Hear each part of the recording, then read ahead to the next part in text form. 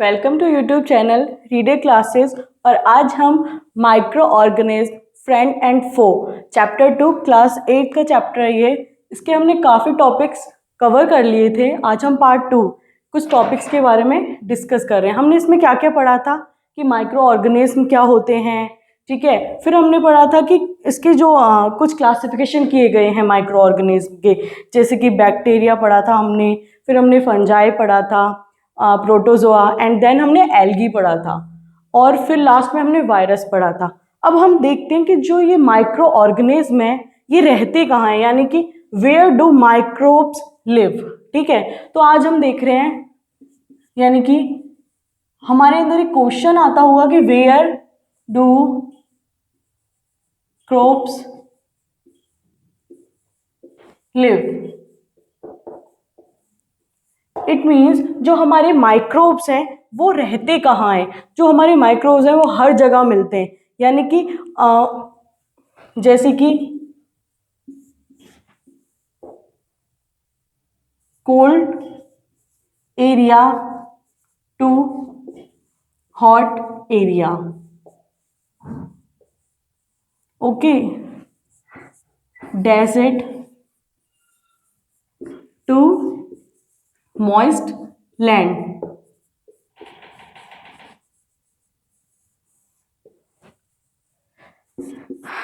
inside and outside of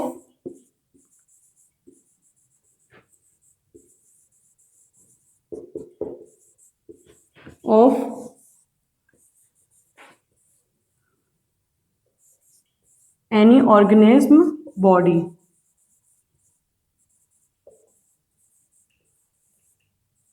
okay, तो it means जो हमारे माइक्रो ऑर्गेनिज्म हैं वो कहाँ से कहाँ तक मिलते हैं, कोल्ड एरिया से हॉट एरिया तक मिलते हैं, और डेजर्ट टू मॉइस्ट लैंड, ठीक है ना। और वो हम किसी भी ऑर्गेनिज्म की बॉडी के अंदर या फिर उसके ऊपर प्रेजेंट होते हैं, ठीक है। और हमारे माइक्रो ऑर्गेनिज्म या तो वो सिंगल रहते हैं, लिव सिंगल,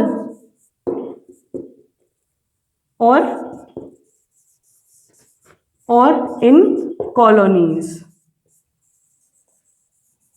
ओके।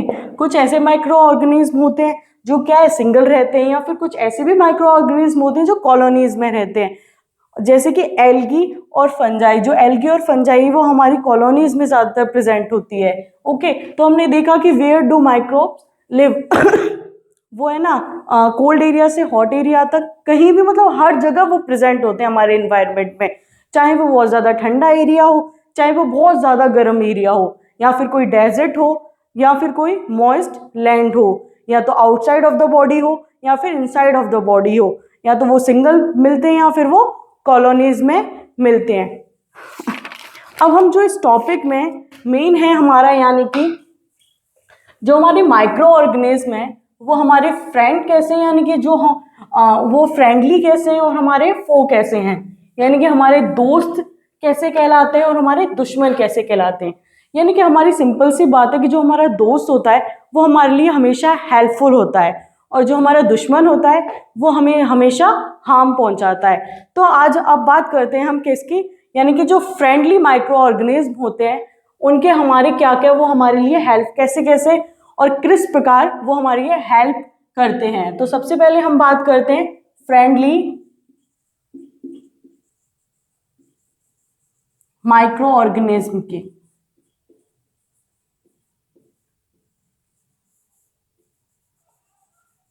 क्योंकि होते हैं ये हमारे फ्रेंडली माइक्रो ऑर्गेनिज्म, सबसे पहले तो ये हमारी हेल्प करते हैं मेकिंग ऑफ गर्ड और ब्रेड में। एक एक करके अभी हम इन्हें डिस्कस करेंगे। Making of curd and bread,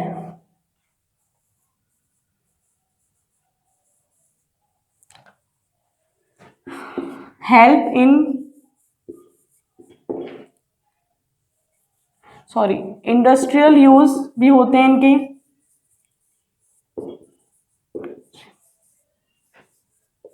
यानी कि क्या करते हैं ये इंडस्ट्री में प्रोड्यूस करते हैं, इनकी हेल्प से हम produce alcohol, alcohol wine and vinegar.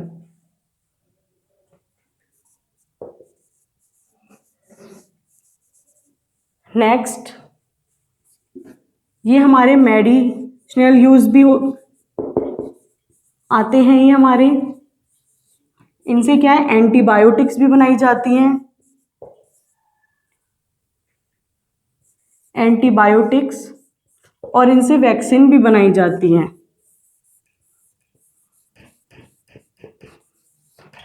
Okay, fourth है हमारा, ये क्या करते हैं, हमारी सॉइल फर्टिलिटी को इंक्रीज करते हैं। इंक्रीजिंग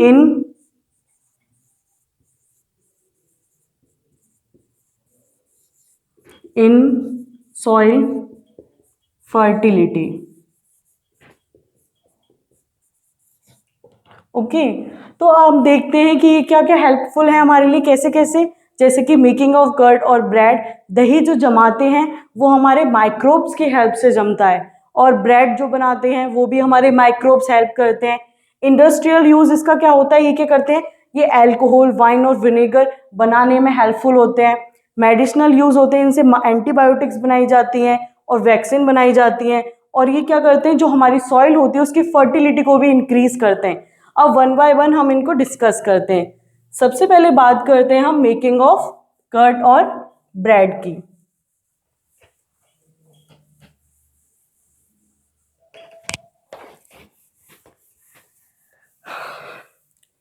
तो सबसे पहले है हमारा A point, making of curd and bread. अब देखते हैं कि कैसे वो हमारी जो दही होती है वो कैसे बनती है और ब्रेड कैसे बनता है। तो सबसे पहले जो हमारी कर्ड होती है वो एक लैक्टोबैसिलस नाम का बैक्टीरिया होता है। Lactobacillus bacteria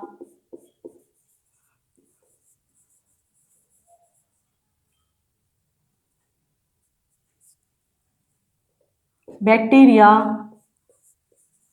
promotes formation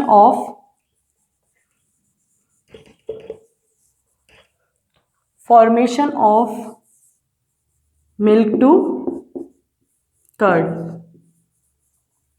okay, जो हमारा लैक्टोबैसिलस बैक्टीरिया होता है वो क्या करता है, जो मिल्क से कर्ड को बनाने में हेल्प करता है। अब होता क्या है, जो हमारा मिल्क होता है ना उसमें शुगर पाई जाती है, लैक्टोज शुगर। ये मिल्क शुगर होती है, मिल्क शुगर। तो क्या होता है, ज़्यादातर आपने देखा होगा हमेशा जो दही जमाई जाती है वो हमेशा गर्म दूध में थोड़ी सी कर्ड मिलाई जाती है। ठीक है, क्या होता है कि मिल्क ले लेते हैं जिसको बॉईल किया होता है। ओके, उसका टेम्परेचर बहुत ज़्यादा हाई होता है, उसमें क्या है कि थोड़ी सी कर्ड को हमें डालना पड़ता है। अब थोड़ी सी कर्ड क्यों डाल रहे हैं, क्योंकि उस कर्ड में क्या प्रेजेंट होता है, लैक्टोबैसिलस बैक्टीरिया प्रेजेंट होता है। वो क्या करता है, जो हमारी लैक्टोज होती है, हाई टेम्परेचर होता है उस मिल्क का, तो जो लैक्टोज होती है उससे रिएक्ट करता है और क्या बनाता है, लैक्टिक एसिड बनाता है। लैक्टिक एसिड, जब लैक्टिक एसिड बन जाता है तो हमारा मिल्क किसमें कन्वर्ट हो जाता है, कर्ड में कन्वर्ट हो जाता है। फिर क्या करते हैं, आपने हमेशा ध्यान दिया होगा घर पे कि जो मिल्क होता है उसको बॉईल करते हैं, देन उसमें जो गर्म दूध होता है उसमें थोड़ी सी कर्ड को डालते हैं। जब कर्ड को डाल देते हैं तो उसमें लैक्टोबैसिलस के थ्रू जो हमारा मिल्क होता है वो कर्ड में कन्वर्ट हो जाता है। देन फिर क्या होता है, जब वो कर्ड में कन्वर्ट हो जाता है तो उसका जो टेम्परेचर है उसको हम थोड़ा लो डाउन करते हैं, लो करते हैं, जिसकी वजह से क्या है कि वो थोड़ा ठंडा हो जाए और लैक्टोबैसिलस बैक्टीरिया की जो रिएक्शन है वो रुक जाए। नहीं तो लैक्टोबैसिलस बैक्टीरिया अगर तो गर्म ही दूध रहेगा तो वो अपनी रिएक्शन करता रहेगा और जो हमारा दही है वो बहुत ज़्यादा खट्टा हो जाता है। तो आपने देखा होगा कि जब दही जम जाता है तो उसको फ्रीज में रख दिया जाता है क्योंकि उसका टेम्परेचर क्या हो जाए, थोड़ा सा कूल हो जाए, जिससे लैक्टोबैसिलस बैक्टीरिया की रिएक्शन रुक जाए। तो आपने देखा कि कैसे जो हमारे माइक्रोब्स हैं वो हेल्प कर रहे हैं हमारी कर्ड बनाने में। दूसरी बात करते हैं हम कि ब्रेड, जो हमारा ईस्ट होता है,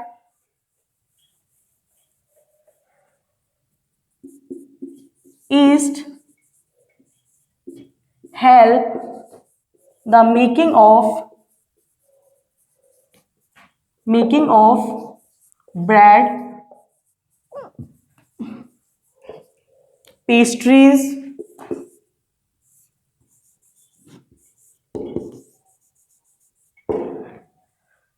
एंड केक। ओके, जो हमारा ईस्ट होता है वो हमारे ब्रेड्स, पेस्ट्रीज और केक बनाने में हेल्प करता है। अब कैसे हेल्प करता है? जो ईस्ट होता है ना, वो क्या करता है? East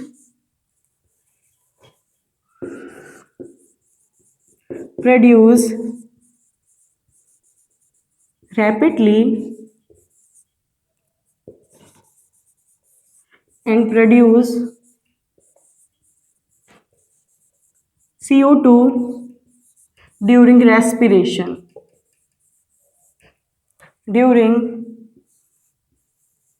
respiration, the gas fill in the toe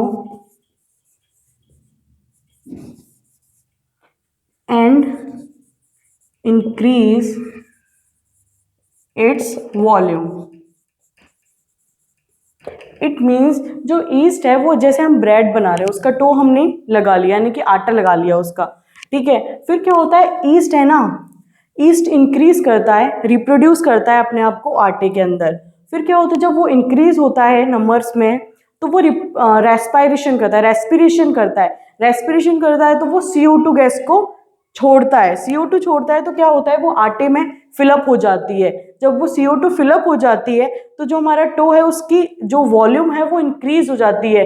आपने देखा होगा जैसे कि ब्रेड है, उसमें पॉइंट पॉइंट पॉइंट यानी कि छेद छेद टाइप बन जाते हैं, तो वो क्यों बनते हैं? गैस के बाहर निकलने की वजह से बनते हैं। और जो हमारा ब्रेड है वो मतलब हमारा थोड़ा सा पफी पफी दिखाई देता है। तो ईस्ट हमारा होता है वो इसमें हेल्प करता है।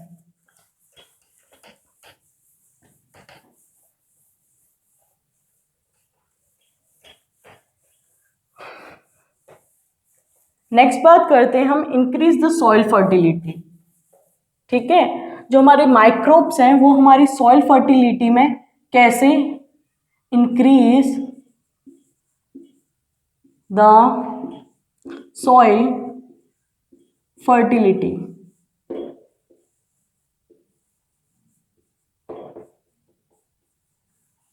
अब हमारी जो सॉइल है उसको वो जो हमारे माइक्रोब्स हैं कैसे इंक्रीज करते हैं, देखो। अब क्या होता है? जो हमारे प्लांट्स होते हैं ना, plants do not take elemental nitrogen directly, nitrogen directly. जो हमारे प्लांट्स होते हैं ना वो एटमॉस्फेयर में जो नाइट्रोजन प्रेजेंट होती है उसको डायरेक्ट नहीं लेते हैं। तो वो क्या करते हैं? माइक्रोब्स हमारे जो होते हैं उनकी हेल्प से जो एलिमेंटल नाइट्रोजन होती है वो कंपाउंड नाइट्रोजन में कन्वर्ट होती है और इजीली हमारे प्लांट्स फिर उसको नाइट्रोजन को ले पाते हैं। तो plants do not take elemental nitrogen directly. फिर क्या होता है? Blue green algae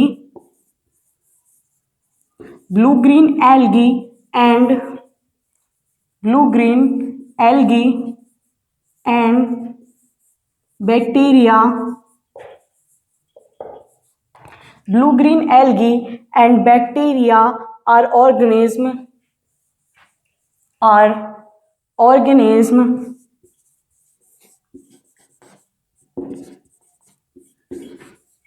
that take elemental nitrogen.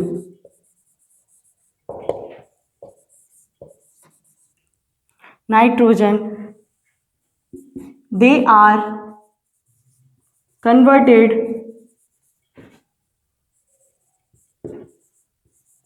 elemental nitrogen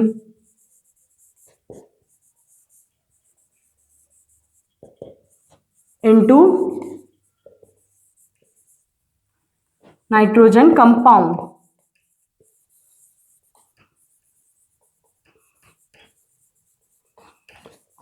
okay, ये क्या करते हैं? जो हमारे माइक्रोब्स होते हैं कुछ जैसे कि ब्लू ग्रीन एल्गी और बैक्टीरिया, वो क्या करते हैं? एलिमेंटल जो नाइट्रोजन होती है उसको इजीली ट्रैप कर लेते हैं और कन्वर्ट कर देते हैं नाइट्रोजन कंपाउंड्स में, और नाइट्रोजन कंपाउंड्स को इजीली हमारे प्लांट्स एब्जॉर्ब कर लेते हैं। ठीक है, तो ये होता किसके नाइट्रोजन फिक्सेशन के थ्रू होता है। तो अब देखते हैं कि नाइट्रोजन फिक्सेशन होता कैसे है।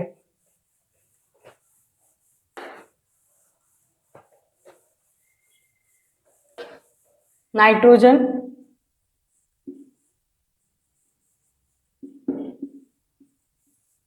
Fixation, okay, what is nitrogen fixation? The process of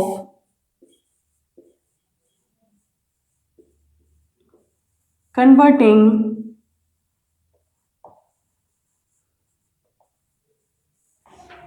elemental nitrogen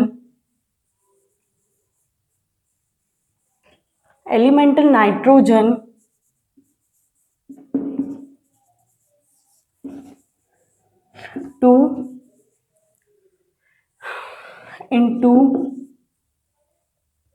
nitrogen compound.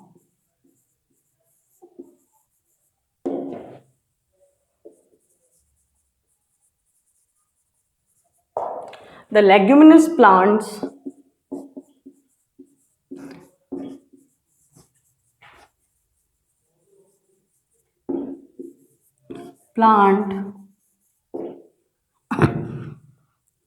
produce या फिर have a structure, have a swollen structure called root nodules.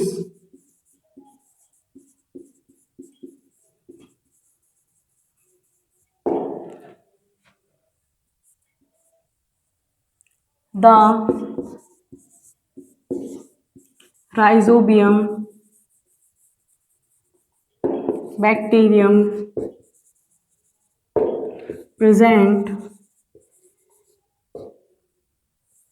in root nodules which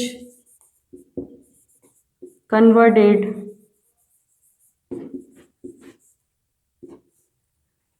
elemental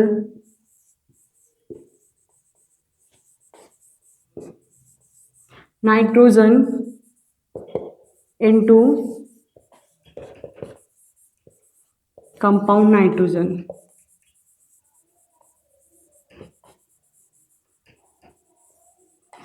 अब देखते हैं इसको कि नाइट्रोजन फिक्सेशन क्या होता है। Nitrogen fixation is means the process of converting elemental nitrogen into nitrogen compound, यानी कि ऐसी प्रोसेस होती है जिसमें क्या है, जो हमारी एलिमेंटल नाइट्रोजन होती है जो हमारी एयर में प्रेजेंट होती है उसको कन्वर्ट किया जाता है नाइट्रोजन कंपाउंड्स में।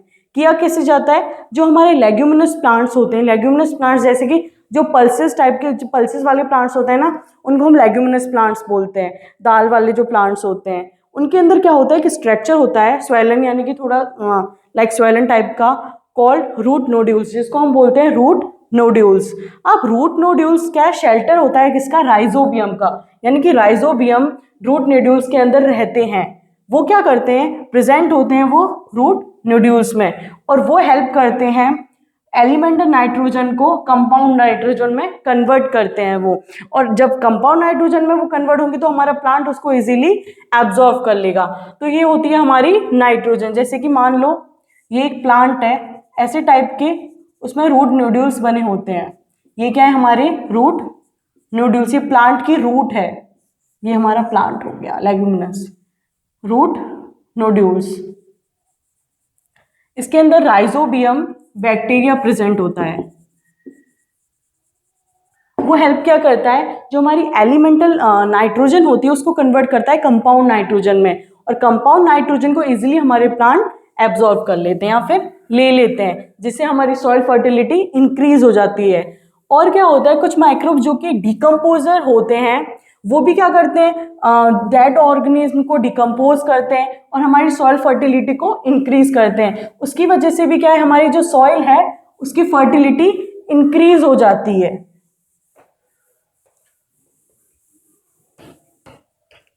हमारी सॉइल फर्टिलिटी उसकी वजह से भी इंक्रीज हो जाती है। अब बात करते हैं कि इसका जो इंडस्ट्रियल यूज होता है, यानी कि production of alcohol, third point है हमारा, कैसे production of alcohol and wine. इसमें माइक्रोब्स कैसे यूजफुल होते हैं इसको बनाने में, ठीक है। तो क्या होता है, जो ईस्ट होता है, yeast are grown, yeast are grown on natural sugar, yeast are grown on natural sugar present in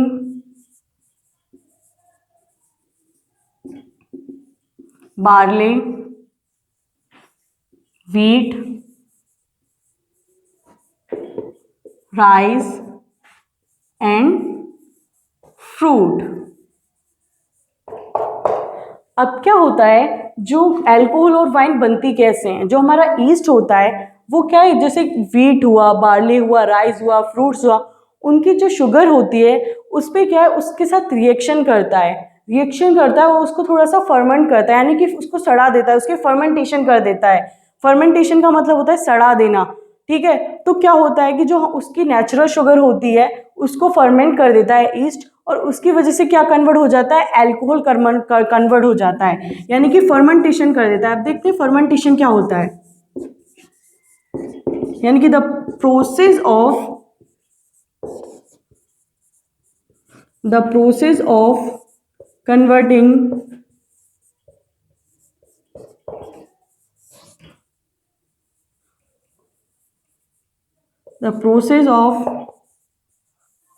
converting sugar into alcohol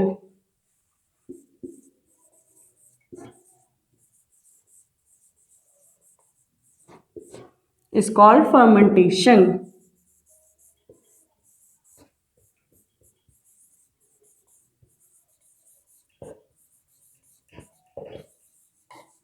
okay, fermentation क्या होती है, फर्मेंटेशन यानी कि process of converting sugar into alcohol.